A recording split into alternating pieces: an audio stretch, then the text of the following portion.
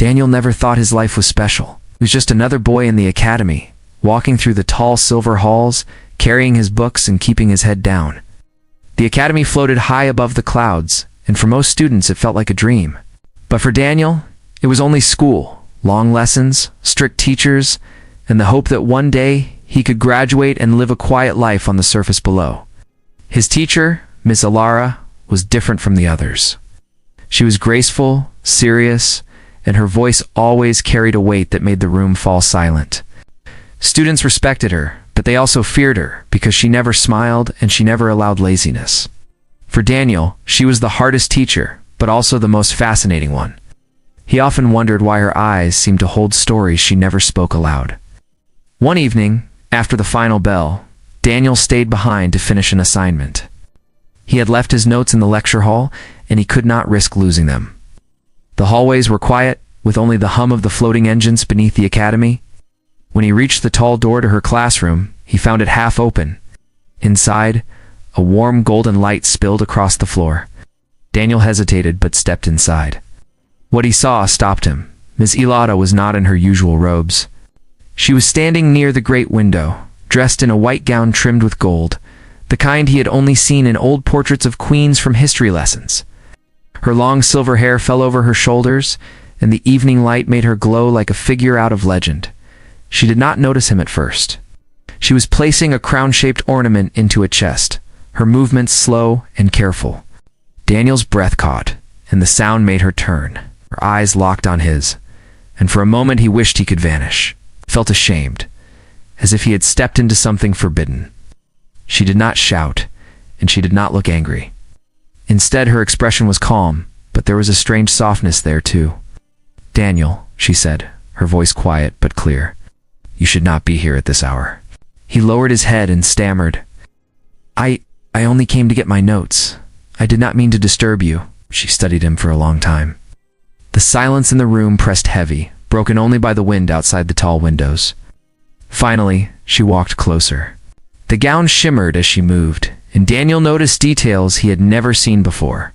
Symbols stitched in gold, patterns that told stories of kingdoms long gone. "You saw what was not meant for your eyes," she said, "but perhaps it is not an accident." Daniel blinked in confusion. "What do you mean?" She stood only a few steps from him now, could see her face in the soft light, not stern as in class, but full of something deeper, almost sorrow. "There are truths that the academy does not teach. There are lessons I have kept hidden. You came here at the wrong time, yet maybe it is the right time." He wanted to ask questions, but words would not come. His mind was racing, trying to understand what she was saying and why she looked so much like the queens in the old history books. Ms. Alara seemed taller now. Not just a teacher, but something more. The gown made her look timeless, like she belonged to a different age. "You will keep what you saw tonight in silence," she said. "But know this, Daniel, you have stepped onto a path that few ever find. Once seen, it cannot be unseen." She reached for his forgotten notes on the desk and handed them to him. Her hand brushed his, and for a second, he felt a strange warmth, like the spark of a flame. He held the papers tightly, not knowing what else to do. "Go now," she told him. "Tomorrow will seem the same as always, but you will carry this moment within you, and one day you will understand why." Daniel nodded and left the room quickly, his heart pounding. As he closed the door behind him, he could still see her standing there in the golden gown, framed by the clouds outside, like a queen waiting for the world to remember her.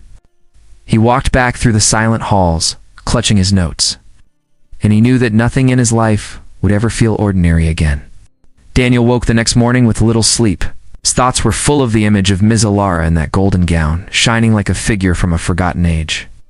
He had tried to convince himself it was a dream, but the memory of her voice was too clear. She had looked at him not as a student, but as if she was testing him, as if his very presence carried meaning. When he walked into class, everything seemed normal. Students laughed, whispered, and passed notes before the lesson began. Miss Alara stood at the front, dressed in her usual dark robes, strict and commanding. No one would ever guess that the night before she had looked like a queen. Daniel sat quietly, watching her every movement, searching for some sign that what he saw was real. During the lesson, She called on him more than once, asking sharp questions. He answered carefully, afraid to show the confusion in his mind.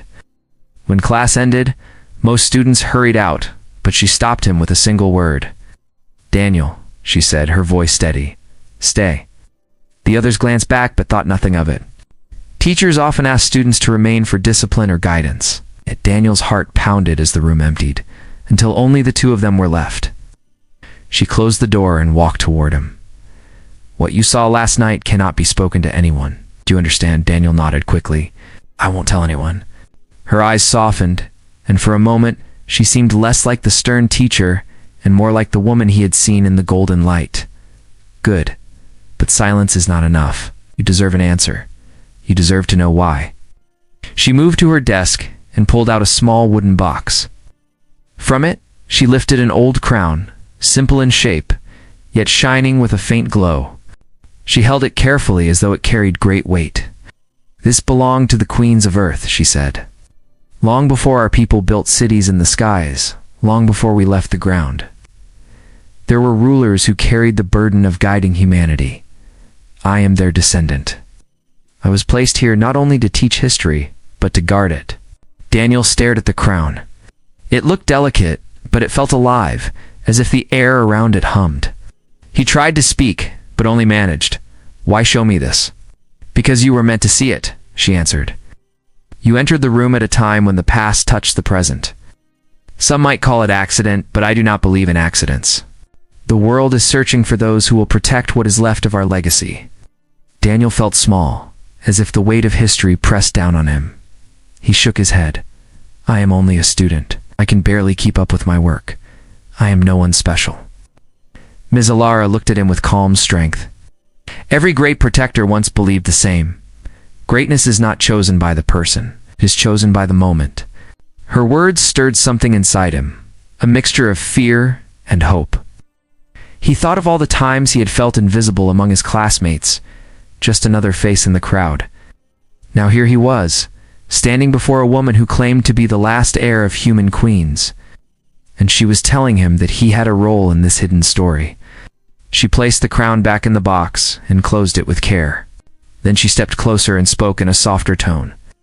"If you accept this, your lessons will no longer be like the others. We'll learn not only from books, but from the secrets of leadership, from the history that was hidden, and from the choices that shape the fate of people.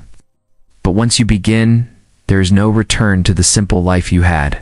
Daniel's chest tightened. He thought of his parents, who expected only that he finish his studies and live a quiet life. He thought of his friends, who dreamed only of ordinary futures. Could he walk away from that, just because a teacher told him he had destiny? Yet he remembered the way she had looked in the golden gown, the power in her presence, and he felt that refusing would be like turning his back on something too great to ignore. "I do not know if I am ready," he said at last. "No one is ever ready," she replied. "But readiness comes with the path, not before it." She placed her hand lightly on his shoulder. "Think about it, Daniel. Tomorrow we will speak again, and by then, you must choose whether you walk as a student or as a guardian of the past." Daniel left the classroom with his heart racing. The world outside looked the same, the towers of the academy shining against the clouds, the voices of students filling the halls. Yet for him, nothing was the same anymore.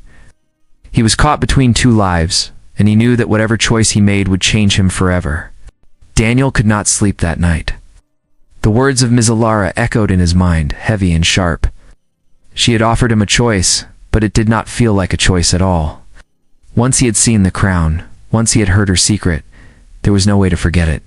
He lay awake, staring at the ceiling, wondering if his life would ever return to normal. Deep inside, he knew it would not. The next morning, he walked through the academy halls with a strange weight in his steps. Students laughed and joked, but he moved as if walking through fog. Every face looked ordinary, but his own reflection in the glass windows felt different. He was no longer just another student. He carried something invisible, something he could not explain to anyone. When the final lesson ended, Ms. Alara waited for him at the door. Her eyes met his, calm and steady, and with a small motion she asked him to follow. He obeyed without a word. They walked through a hidden passage behind the lecture hall, a stairway that led deep beneath the academy. The air grew cooler, and the stone walls looked older than anything Daniel had ever seen above. Finally, they reached a chamber lit by soft lamps. Old books and scrolls filled the shelves, and a wide table stood at the center with maps drawn in fading ink. Symbols Daniel could not read were carved into the floor, glowing faintly as if alive. "This is where the real lessons begin," Miss Alara said. Daniel's voice shook. "What is this place?" "It is a library older than the academy," she replied. "It holds the knowledge of the queens who came before. Few are allowed to enter. You are one of them now." She guided him to the table and unrolled a map.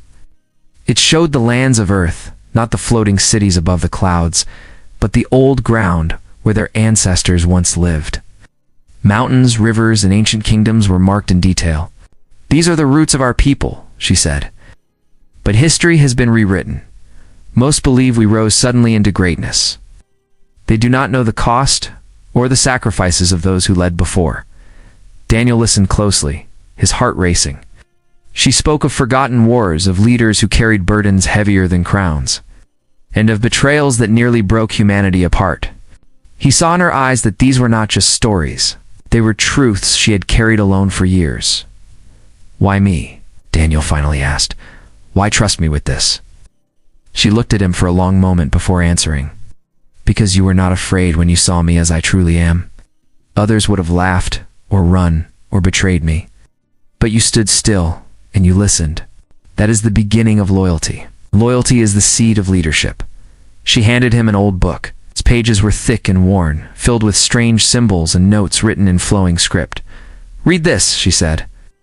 "It is the code of the guardians who protected the queens. If you choose this path, their words will guide you." Daniel opened the book carefully. Letters were difficult, but he forced himself to study them. Each line carried weight, lessons about honor, sacrifice, and the cost of power. As he read, he felt something stir inside him, like a flame catching fire. Hours passed in silence. Miss Alara watched him, her presence steady, like a shield. When he finally closed the book, his hands trembled. "This is too much," he whispered. "I am only a boy. How can I carry all this?" Her expression softened. No one begins as more than a boy or girl. It is through trial that they become more. "You will not carry this alone. I will teach you." Daniel met her gaze, and for the first time he felt a bond forming between them.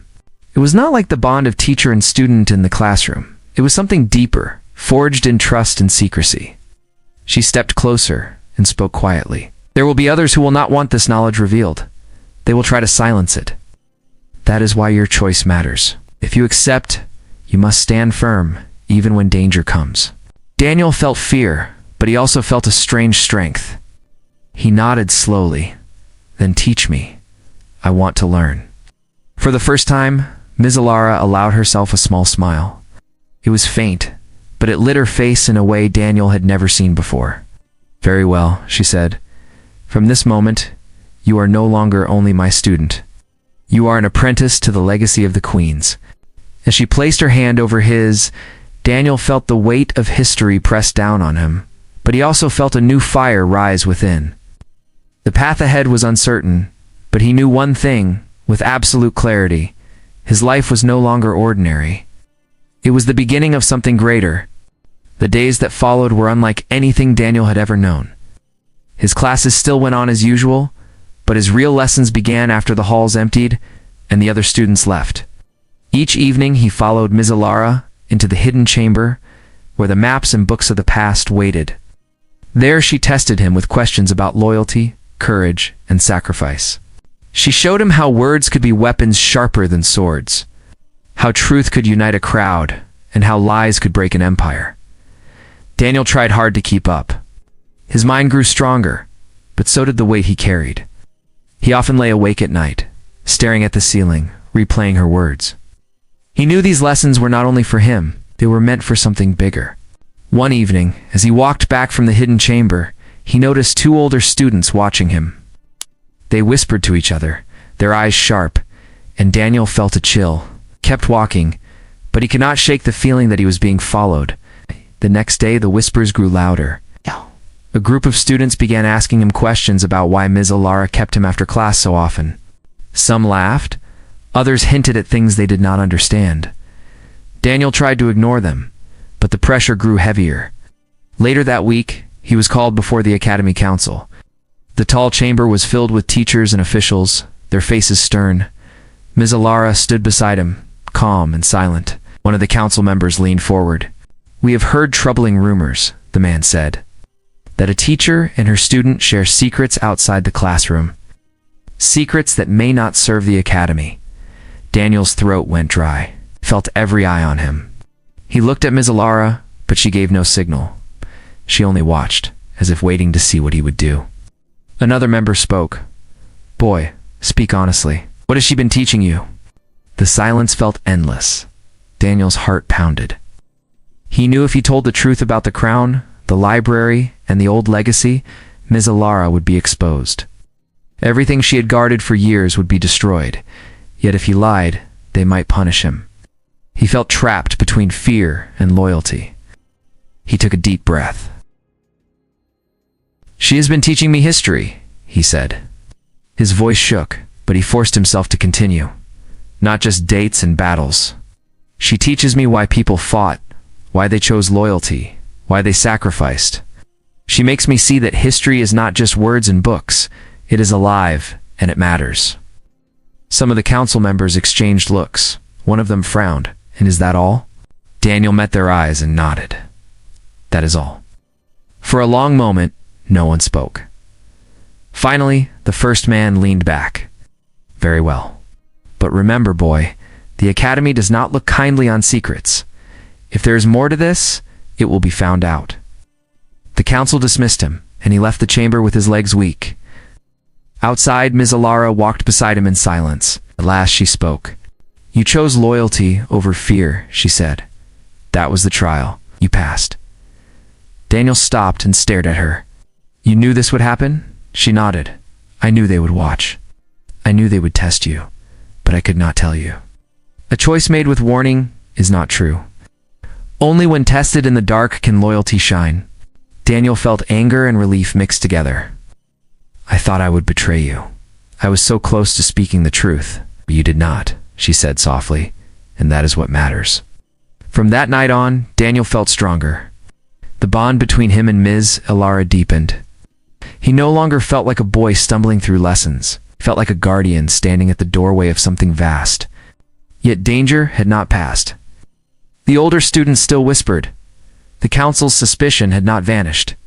Daniel knew more trials were coming, and they would not all be tests of words. Some would be tests of courage and perhaps even of survival. But for the first time, he did not feel small. He carried the fire of the hidden library in his heart, and he carried the trust of Ms. Alara. Whatever came, he would face it. The weeks passed, and Daniel felt his life moving faster than he could hold. The secret lessons grew harder. Ms. Alara no longer gave him simple questions. She made him argue both sides of conflicts, defend choices he did not agree with, and see the cost of every decision. He began to understand that leadership was not about glory. It was about carrying weight so others would not fall. Outside the hidden chamber, pressure grew stronger. The council watched closely and whispers spread among the students. Daniel heard his name spoken in corners, sometimes with curiosity, sometimes with scorn. Yet he walked with his head higher now. Fear still pressed against him, but he no longer let it rule him. One evening, as Daniel prepared to leave for his secret lesson, a group of older students blocked his way. Their leader, a tall boy named Aaron, sneered at him. "Why does she keep you behind every night?" Aaron demanded. "What makes you so special?" Daniel said nothing, tried to move past, but Aaron shoved him back. Laughter echoed through the hall. Daniel's fists tightened, but he remembered Ms. Alara's lessons. Words first, not fists. "I am not special," he said firmly. "But maybe I listen when others do not." The laughter stopped. Aaron glared at him, but something in Daniel's voice carried weight. He pushed past and walked on without looking back. That night in the chamber, he told Ms. Alara what had happened. She listened carefully, then nodded. "Good, you did not fight, but you did not bend either. A guardian does not seek conflict, but he does not fear it." Her words gave him strength, but deep inside, Daniel felt the storm building. He knew the council and their followers would not stop. They would come again, And next time it would be more than questions or whispers. The storm came sooner than he expected. One morning, the academy bells rang, not for lessons, but for gathering. The council stood in the great hall, their faces hard. Ms. Lara stood before them, her dark robes replaced by the golden gown. Gasps filled the room as students and teachers saw her not as a strict instructor, but as something far older, far greater. A council member raised his hand. This woman has hidden her true self. She claims to be heir to queens long gone. Such claims are dangerous. They threaten the order of the academy and the trust of our people. Voices rose in agreement, but others whispered in awe. Daniel stood among the students, his heart pounding. He wanted to speak, but fear held him still. Then Ms. Alara's eyes found his. She said nothing, but her gaze carried the same message as before. Loyalty, courage, truth.